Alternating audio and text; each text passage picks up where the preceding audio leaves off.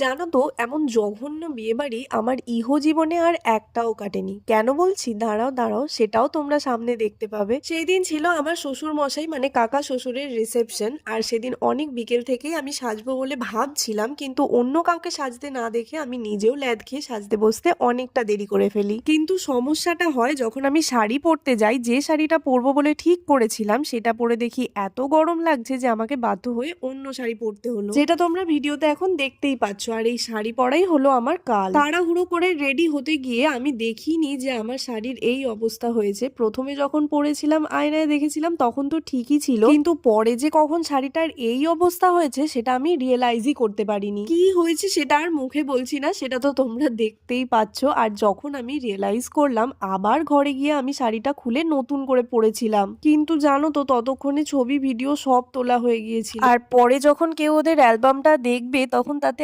আমাকে কেমন লাগবে সেটা ভেবেই আমার লজ্জা লাগছে।